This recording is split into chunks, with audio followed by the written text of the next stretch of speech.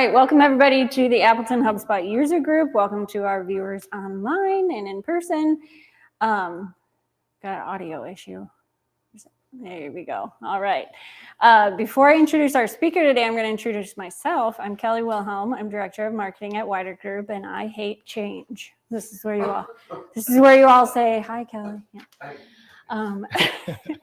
Change is hard, especially when you're trying to get change to processes and changes to organization-wide things communicated and bought into throughout your organization. So that's why we invited our speaker to Experience Inbound last month and invited him back to reprise the talk and tailor it a little more to HubSpot-specific implementation. He's got experience in customer service, in consulting, most recently as a pre-sales consultant at HubSpot, where he still is. So please help me welcome James Wanke, our speaker. Awesome. Thank you, Kelly, for the kind introduction, and it's great to be here. Thanks to the Wider Group team for having me, and to those of you online, thanks for joining, and excited to share with you today more about change, as Kelly mentioned. I think it's a topic that a lot of us are afraid of or comes with some angst, and so hopefully we can give you some tools today that can help dial that down a little bit, prepare your teams for what change looks like and how you can do it successfully. So this is not about me, so I'm not going to spend too much more time on this. As Kelly mentioned, currently a pre-sales consultant at HubSpot.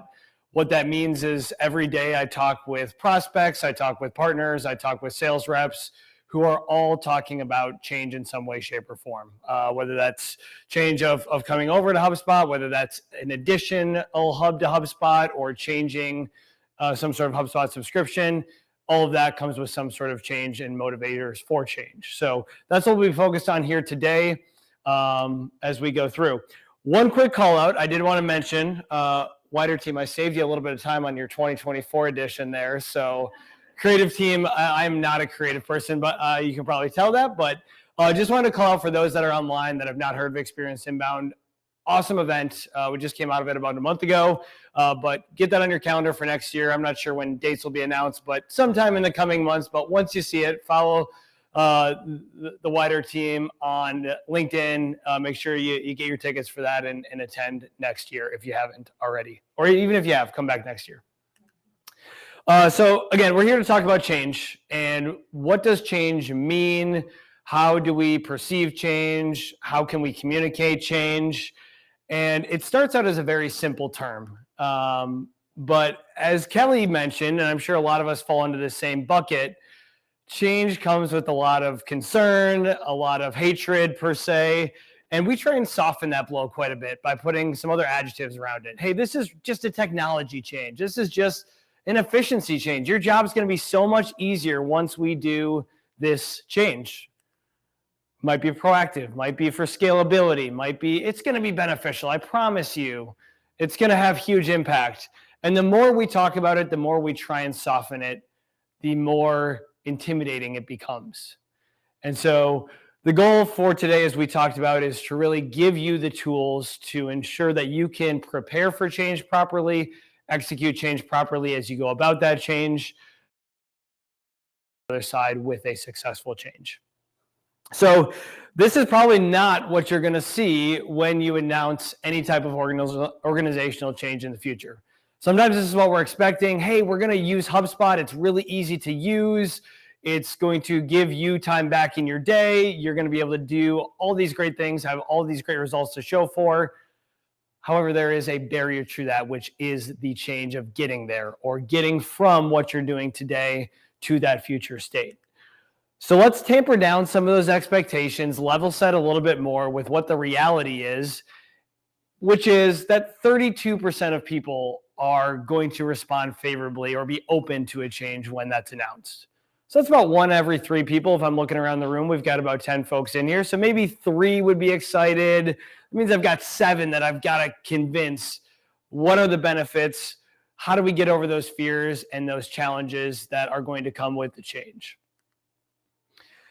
Part of moving to a new CRM is that making the change, as we've talked about, is difficult, but not only that, deciding what the right change is the first step. And so I want to give you a little bit of oversight into the holistic CRM market as it looks like today, as well as kind of how you can make a decision and move forward on your path towards change to really kick things off.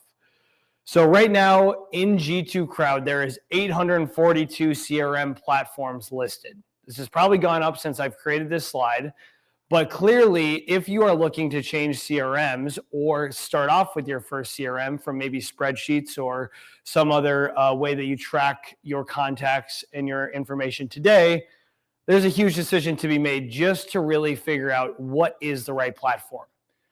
Typically, that involves creating some sort of requirements sheet, putting together some sort of evaluation criteria for what does it look like for us to use a CRM and what is the right platform for us. But it turns out today, 91% of companies that have 11 or more employees already have a CRM. So typically, it's coming from one CRM to another. But again, there are those edge cases of moving to a brand new CRM. So the typical timeline and evaluation of what is the change that we are going to be making, roughly 3 to 4 months. Now, this has gone up, I would say, considerably. You could probably, maybe put this at 5 to 6 months in the current macro environment due to all the factors, all the additional decision makers that we're seeing typically involved.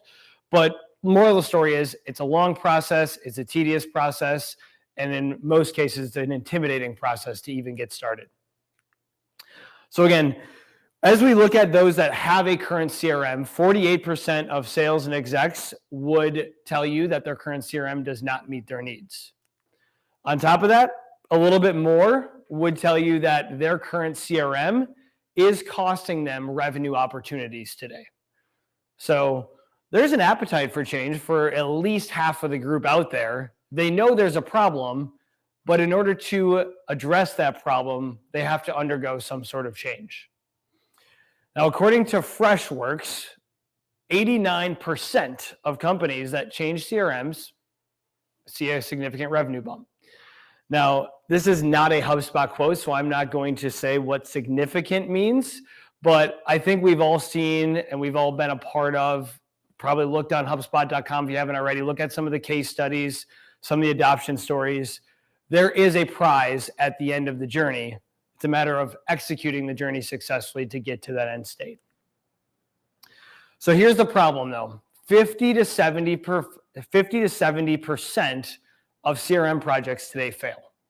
This is the huge barrier of, there's an appetite for change. We know there's a prize at the end, but typically I'm not doing things, I don't know about you guys, that I only have a 50 to 70, I only have let's call it a 50 to 30% chance of doing well with. That's typically not the work that I'm pursuing on a daily basis, or I want to do something that can increase my chances of being successful before I'm going to embark on that journey.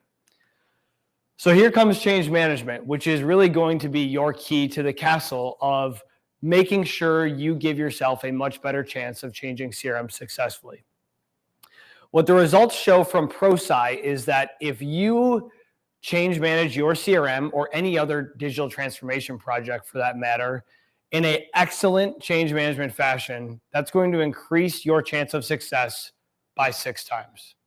Anybody here want to sign up for 6 times more successful projects? I think we'd all sign up for that, right?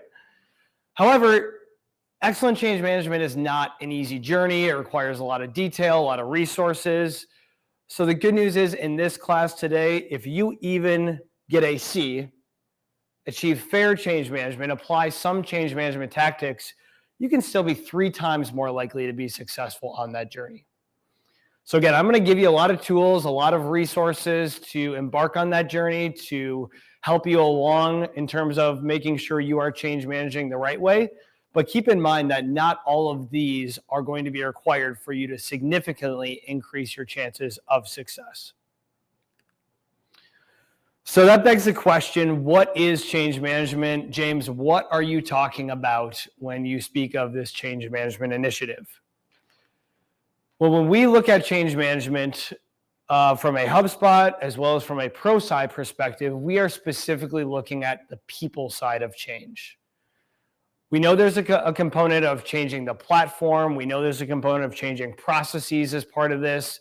But when it comes to change management, we're looking at the individuals that are around us, the individuals who we are asking to change as part of this initiative, and how we can equip them, how we can best set them up for success as part of this.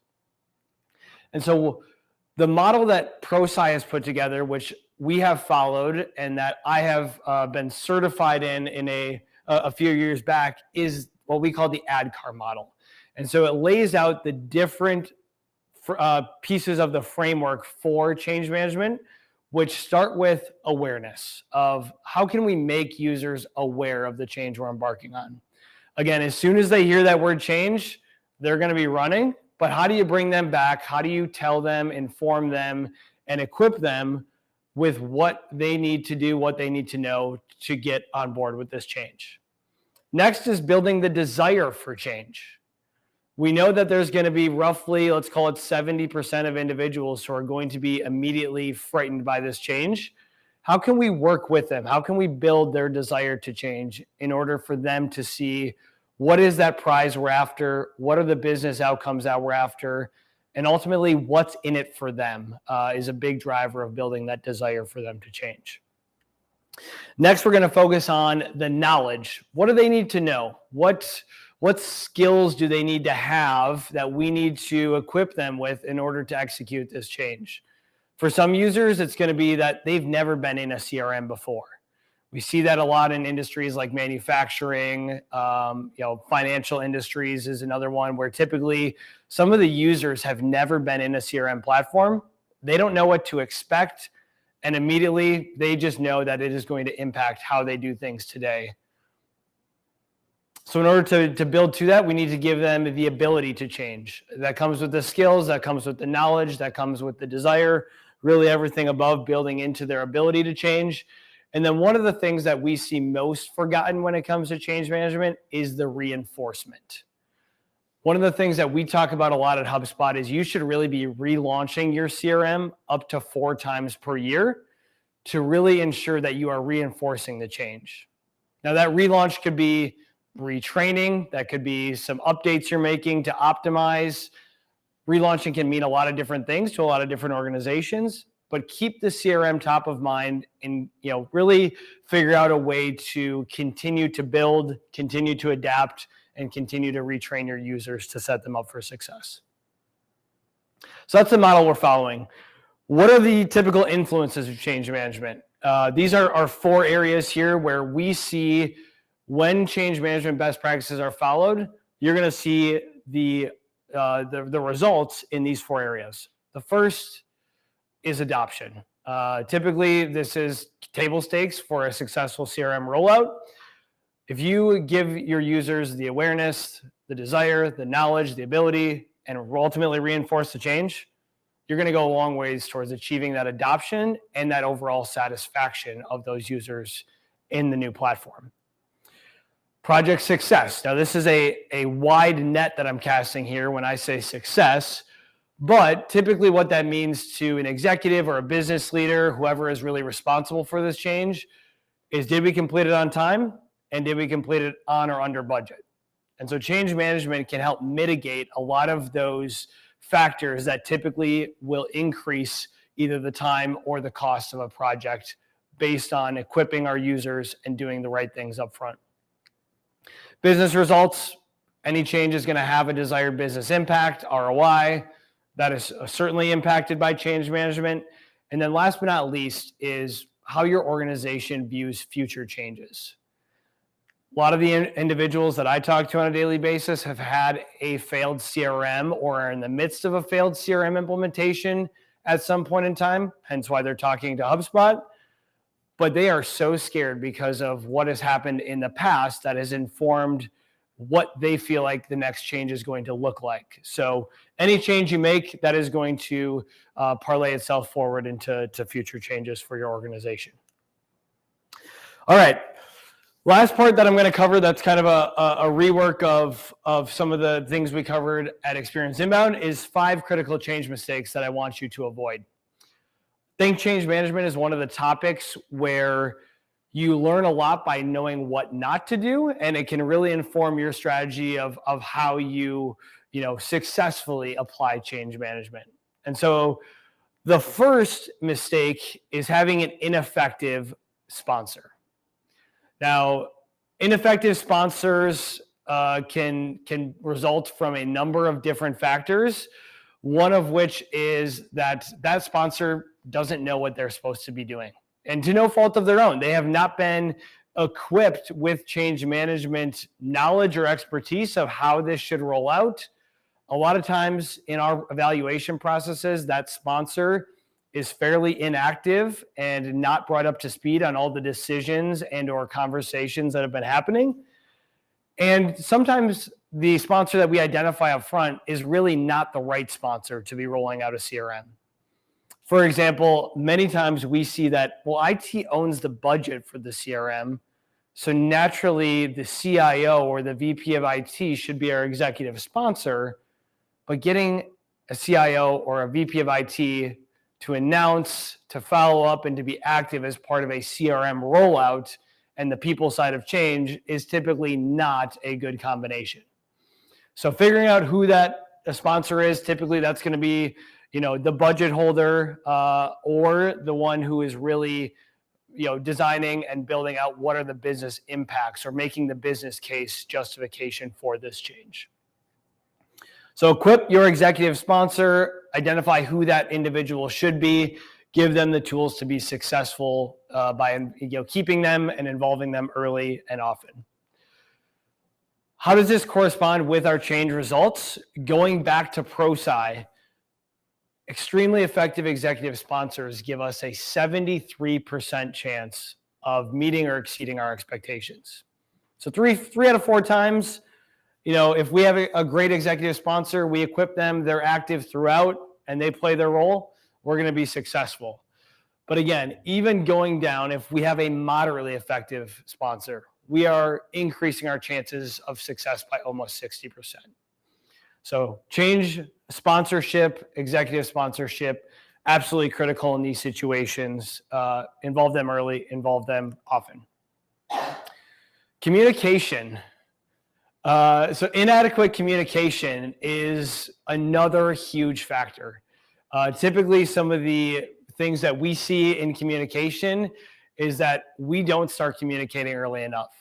We don't build that awareness, as we talked about in the ProSci model, to give users the chance to ask questions, to give them the time to comprehend and figure out what this means for them and if and when they are going to jump on board with this change.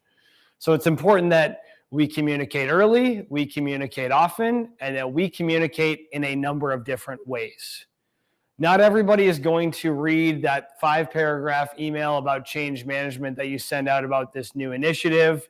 So figure out how you can use Slack, figure out how you can use Teams, or even maybe a short video recording to announce a change, to back up the change, and to keep users updated along the path of the change.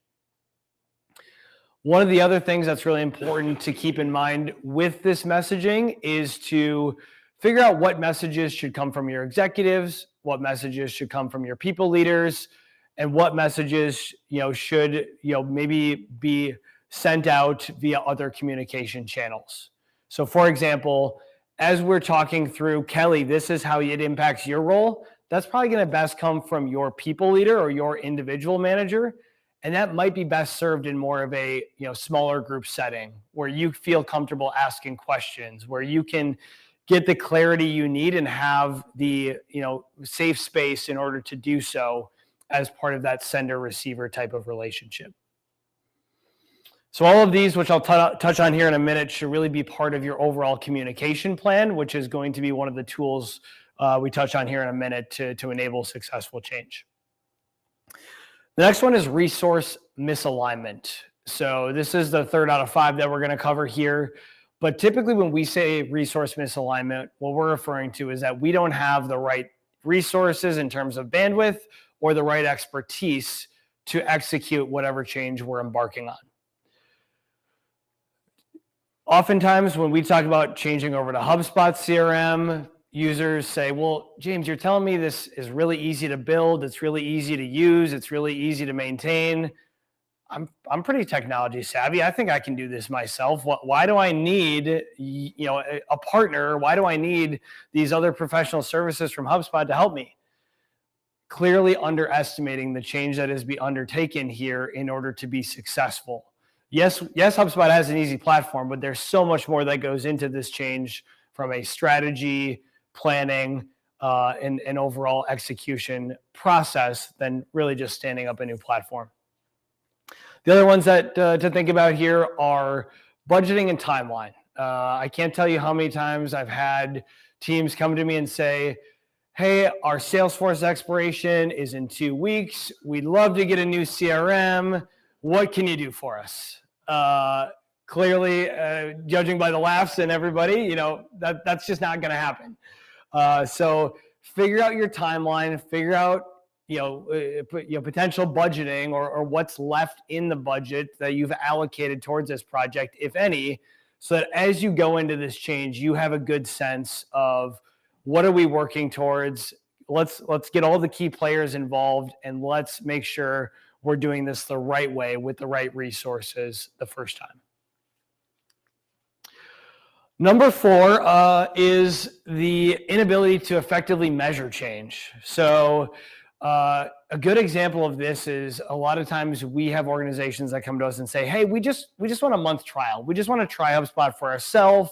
If you can just open the doors for us, let us in the platform. We'll play around a little bit. We'll let you know if it feels like a good solution for us, without ever figuring out what are we looking to actually achieve during that trial experience, or what are the pain points that we are actually trying to solve, and how do we know that whatever we're doing in that trial or wherever we're doing in kind of this holistic change, what does success mean to us? And so one of the first conversations as you identify the reason for change is to also identify what and how are we going to measure the change. A lot of times this goes in line with % of users that are adopting the platform. Now that's a great metric to track, but then you also have to ask yourself, what does adoption mean to us? Is it that users are in there on a daily basis? Is it that they're in there on a weekly basis? What does adoption mean? Other typical metrics that we see is revenue, of course. So revenue associated with the new leads or the new opportunities or the updated close rates that we're going to have on our deals now that they're in a centralized platform. But we need to figure those things out ahead of time. And in order to really measure ourselves in terms of the impact of the change, we also have to have some benchmarks to work off of. So one of the first things that I usually task individuals with is, let's figure out how you're doing on those things today so that we can put in place some realistic goals and we have something to work towards, and you can ultimately then show what the impact is once we complete this change. James? Go ahead, Greg. How many businesses that you're working with actually have a feel for the activity levels of their people within certain processes so they can compare a before and after?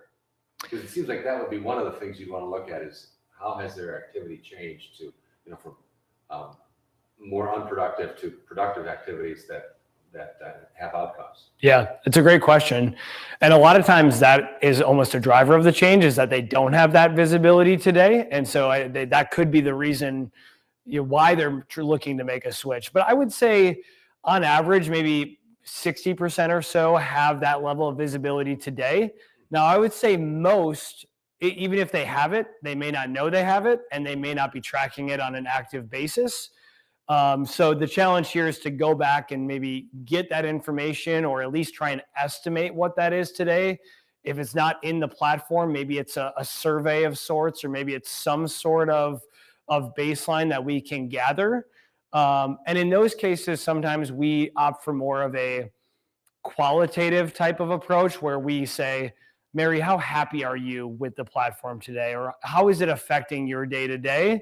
Versus how often are they logging in? What are they actively doing in terms of activities, things like that. So I think those are some other approaches we take, but we at least want to get some sort of baseline so that we can prove the fruits of our effort at the end of the day? Good question. The last one is failure to address change resistance. So based on the introduction, Kelly would be one that I would point out to be like, Kelly's a resistor. We need to figure out a way to have a conversation with Kelly. We need to build a plan. I'm not saying you are that, Kelly, in reality, but we need to figure out who those resistors are. Also, we need to figure out who our advocates are that maybe we can rely on to help work with Kelly to say, hey, you know what? I think this is going to be really beneficial because of X, Y, and Z. And I think even for your role, this is going to impact you as well as a larger organization in this manner. And so identifying the resistors, planning in accordance with who we know those resistors to be, as well as maybe some we don't expect to resist, and really then using our advocates so it doesn't all fall on our just communication plan and some of the core leaders of our change to be responsible for every individual we're asking to change. There's always going to be these, again, 70% likelihood that your audience is going to be resistant. And so identifying the root cause of that and helping address it and plan for it ahead of time is going to set you well ahead here. All right. So those are the 5 mistakes that we see.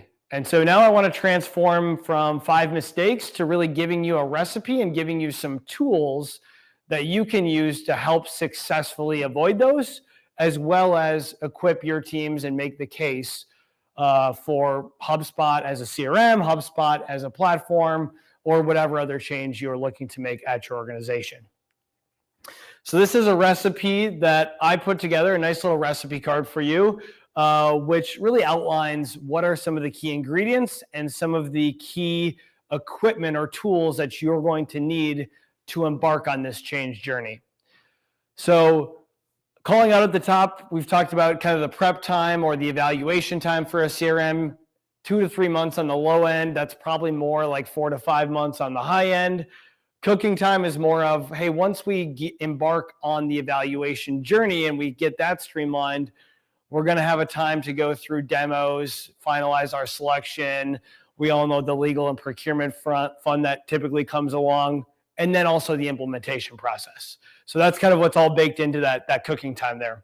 But what you're going to need from an ingredient standpoint is, again, that active executive sponsor, some change resources, whether those exist internally on your team today or whether that comes from a HubSpot partner or some sort of other change experts that can help lead you on that journey. We're going to talk through a communication plan here in a moment, but we talked about the importance of adequate communication.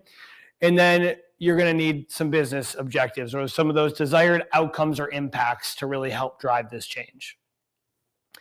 On the other side, you really need a core reason for change. If you don't have that, it's going to be a really tough journey to help drive the change. So identify what's the current pain that we're trying to solve. What is the business outcome that we're looking to achieve that is our reason for change, and why are we doing it now? If you don't have that information up front, it's going to be really hard to get those executive sponsors or whoever is the budget holder for this change on board with why we're going down this path, especially in the macroeconomic environment we're in today. Budget is always a huge topic. And so I think prepare yourself, do some research so you know what you're walking into. A lot of times we go through all the demos, we go through all the evaluation process, everybody's put in time and effort, only to realize there was never budget allocated or budget planned for this particular initiative, which, as you might imagine, is an immediate killer to any type of initiative. Now, HubSpot does have a free CRM, but typically that's not the type of evaluation that we're talking about here. So appropriate budget, appropriate timeline, and establishing some sort of culture or climate for change is some of those other must-haves as you embark here. So ultimately, the right ingredients, as with any good recipe, make all the difference. And so we've talked about a lot of these. I'm not going to run through them again here, but The biggest thing I can stress is invest in doing it right the first time if you're going to do it versus, kind of easing into it, trying to do it, and then figuring out, okay, we didn't do this right, and now we're going to try it again next year and the year after and the year after. So do it right the first time. If you don't feel like you're equipped for it, it might be best just to reevaluate, prepare yourself a little bit more, and embark on that change at a future date. Here's a timeline to really kind of share what a typical change evaluation process looks like and some of the change management as well as the execution steps that you'll need to take. So again, we've put this out into more of a 12-month timeline because typically from the moment we identify change to the moment we are up and running on a new platform, 12 months is more or less a good indicator of what that looks like. And so again, this factors in all of the evaluation, all of the demos, and deciding on a new platform, as well as the implementation. And of course, at the bottom, all the change management steps that you will want to take in order to ensure the change you're embarking on is successful. The last thing I'll talk about here before we go into some very specific examples is creating your strategic rollout plan. As you work through, you've made the decision on a change, you are now ready to roll out your new CRM to your organization, it's really important to figure out what is your rollout strategy. Now, a lot of times what I hear with this is that, well, James, I've heard that change management best practice is always to do a phased rollout, regardless. If we might have 5 people rolling out to, we're going to phase it out into each one being their own phase. That's kind of a myth of the process here, as you might imagine, but you do need to define what is your MVP. What is the minimum viable solution that your team would feel comfortable getting into HubSpot, providing some feedback, and ultimately informing what the rest of the process or what the rest of the platform looks like. This is a step that sometimes, again, in smaller rollouts, might just be 1 or 2 individuals. Some larger ones, it might be 20 to 30 individuals, but figuring out who your MVP users are, as well as what your MVP must-haves are in terms of the solution, is a really good starting point. From there, go into what the next steps look like in terms of when is the right time to roll this out. Consider things like seasonality, business cycles, other projects that you're doing, so that you can have the time and attention of your users as they are equipping and getting on board with this change. All right. An example of a strategic rollout plan, this is one that we typically put together here at HubSpot, which is really defining all the activities to take place as part of this change, when we're going to do each of these change steps, and as a next step, we would typically then assign who is responsible for each of these steps. Who are the key players? Who are the 10 users that we're launching as part of the MVP? What does the MVP launch in terms of must-haves look like? We've got some information here of what steps we need to take during the implementation to equip us, as well as what will happen in more of the optimization stage. So this can be kind of a roadmap for you as you look further down the road. Of course, at HubSpot, we're happy to help put this together with you and alongside you. But putting together a timeline view as well as a detailed view of not only who's doing what, but what all needs to take place is going to set you up, make your users, your management team, and your overall change a whole lot easier. So let's dive into some tools for creating your HubSpot justification. Again, since this is a HubSpot user group, we're going to focus on HubSpot and HubSpot CRM specifically. And as we look at some of those change management tactics we just talked about, one of the things that we hear most commonly in terms of what is the reason for change is improving rep productivity, or productivity per rep, I should say. And there's really 2 choices that you can make as you go down this path, which is either, hey, we're going to add more people and hope that we can just add more people. And the more people we add, you can, continue to, hopefully see more productivity and win more deals, or you can add more tools. Those are typically what we see others saying for how you can, improve your productivity per rep. The problem is that typically sales reps right now are averaging about 13-point solutions that they are asked to balance between in their job. So a lot of times this is a sales enablement tool. This is a, some sort of course, email tool. This is a CRM. This is, likely some sort of, productivity tool that they might also be in. And there is so many tools that they are asked to balance between that they ultimately end up using maybe one or two of them, if that. And oftentimes they end up just creating their own processes and their own flow of how they're going to use and balance their workload between these tools. And what does it come down to? Ultimately, it affects their productivity. They don't have as much time to sell, and they're spending all their time in admin activities. How do businesses that you're talking to determine that they have a productivity problem with their sales team? It's a great question. Typically, they are pointing the finger at that to say this has to be the problem. If they don't know what the problem is that our reps are not doing what we're asking of them, or they're not being as productive as we need them to be.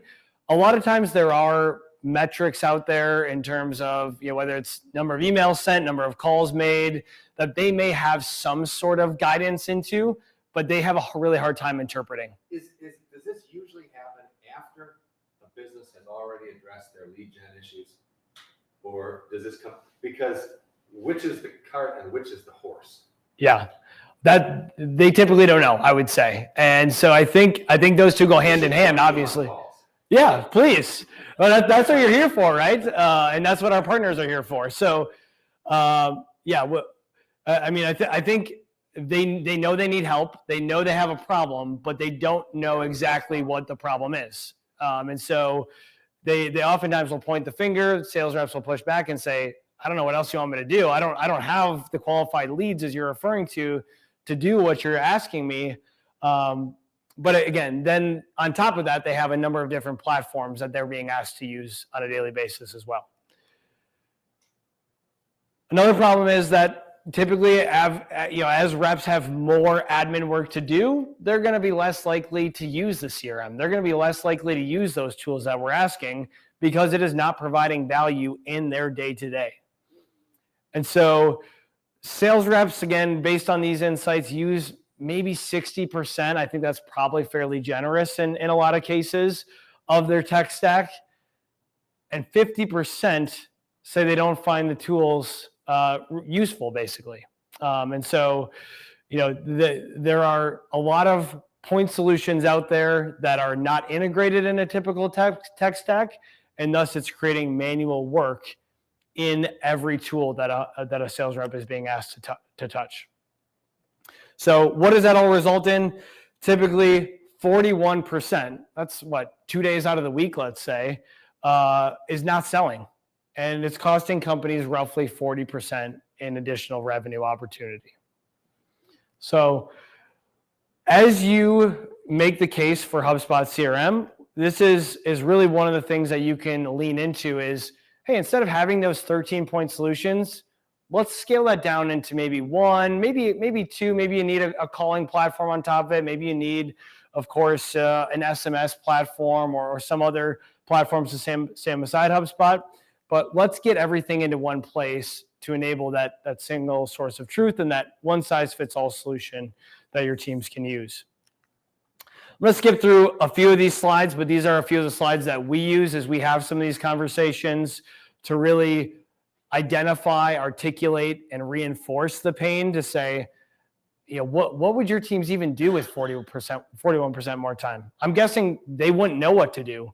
Is quite honestly the answer we typically get, but I think that could result in a lot more revenue for you if you were to unlock that.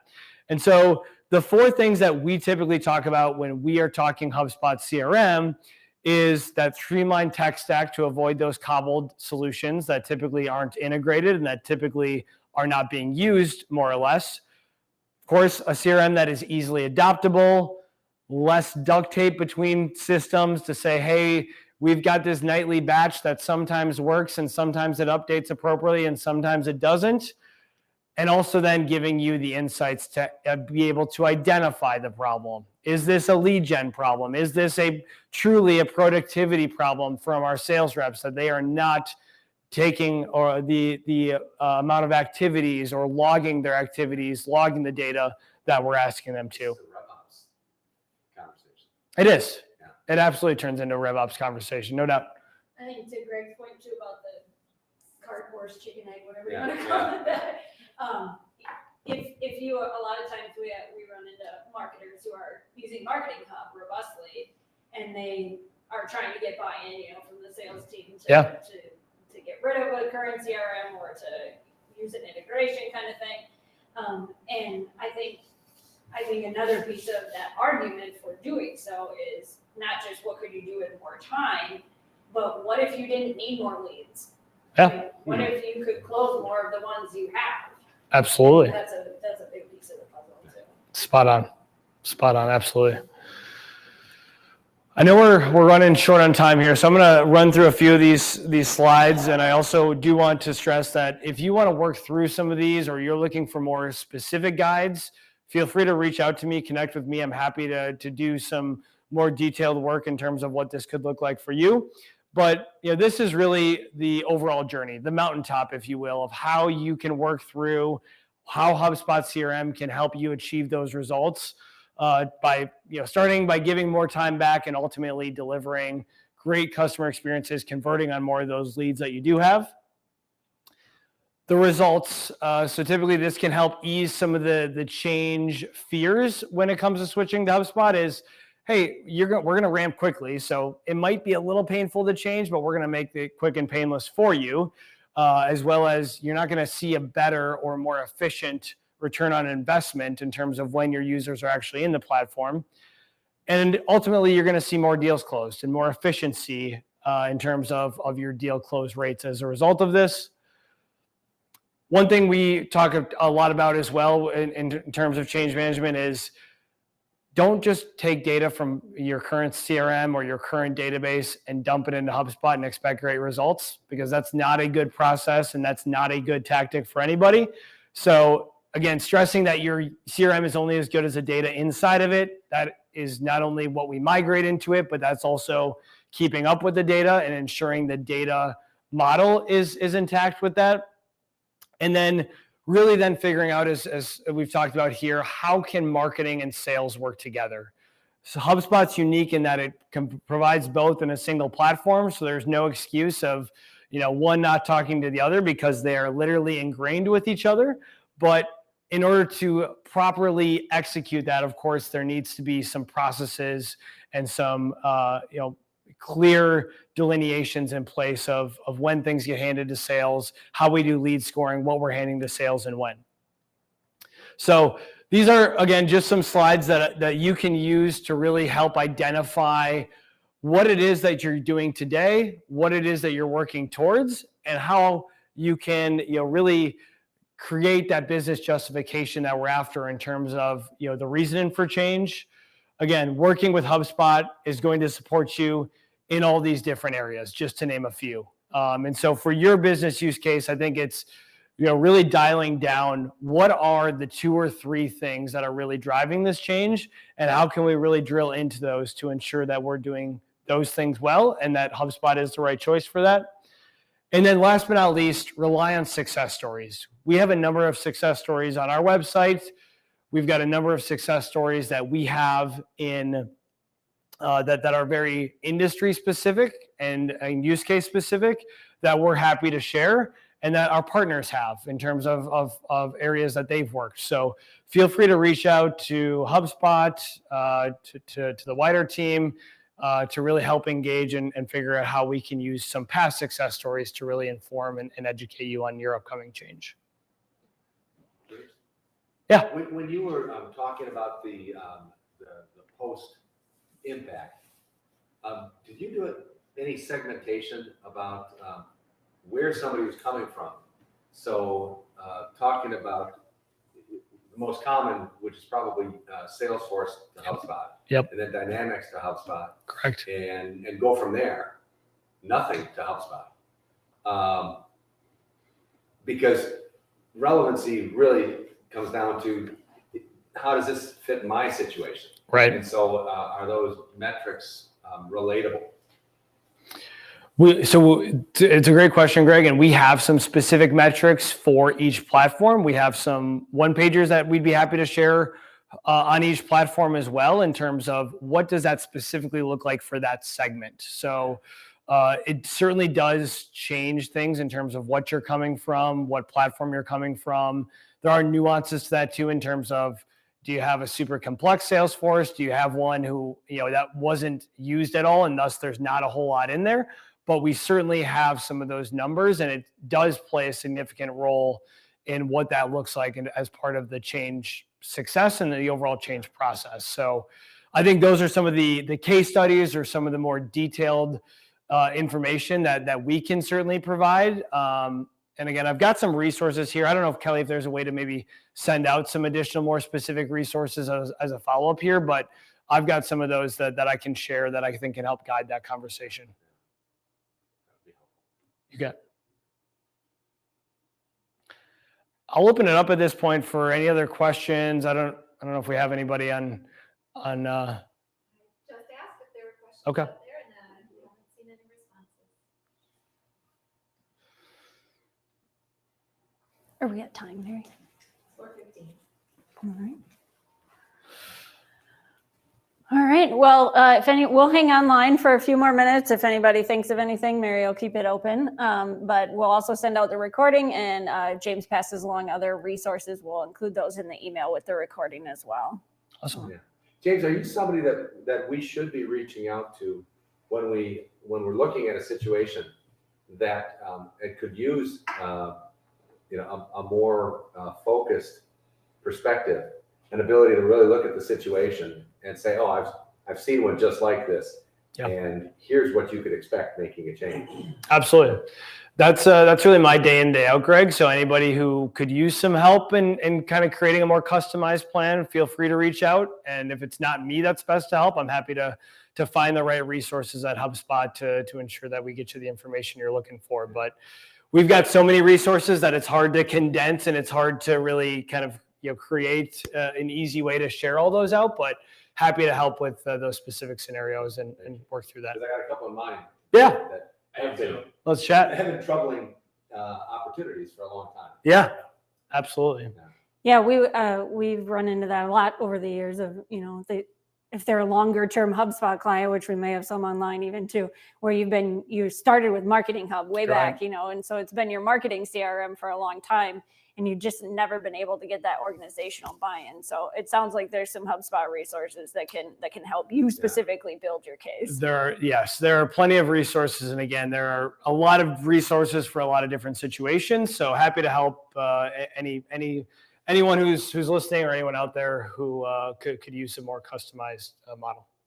Perfect. I have a question for you. Yeah. This is from Kevin. He says, "Hey James, we are currently going through a Salesforce to HubSpot CRM migration. Yeah. What have you seen as the most difficult part of the migration, or have you seen sales rep have the most difficult adopting specific features or functionality?" That's a great question, Kevin. I would say the most difficult thing typically on a broad basis is users adjusting to the HubSpot UI, if we're looking at users specifically, and kind of the change in the naming conventions, the object specifically.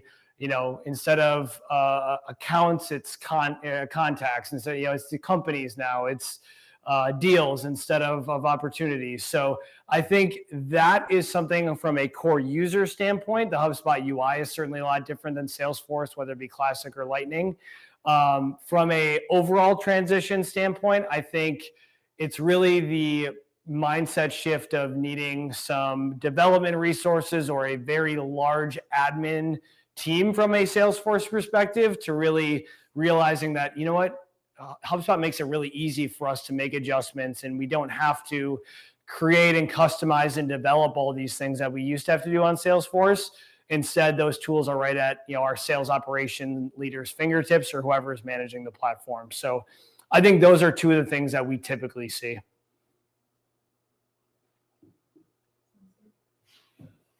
Kevin, happy to share more if we want to follow up offline too, if that's something you're working through right now. Yeah, is Operations Hub great to have for migration purpose and data cleansing from the get-go, or better to layer on later? I always recommend Operations Hub. It's at a minimum at the pro level for that data validation and that data cleansing from the get-go. Again, there's no point in bringing over bad data and then having it in there only to say you're going to clean it up later, because typically that never happens, if I'm honest, if we really keep putting it off. So do that up front, do that as part of your initial data migration audit as you're planning the transition. And Operations Hub is always something that you should add on from the get-go. If you find yourself not using it, you can always remove it, but I think you're going to find a ton of value, not only at the beginning, but moving forward in that data validation and cleanliness piece. He says thank you, and that makes it an easy choice. All right. Kevin, you're a very easy sell. All I had to do was tell you to do it up front. But great questions. Thanks for asking, and let me know if I can help any further.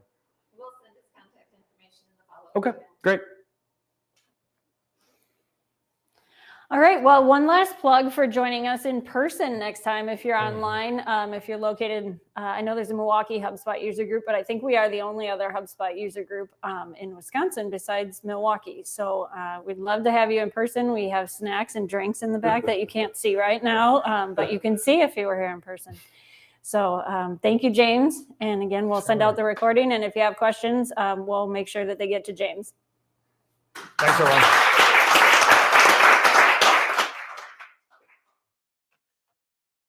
Kelly, I'll send you these resources. I had them pulled up on my computer, but Oh, it was really helpful because I think a lot of times, like the consultants who are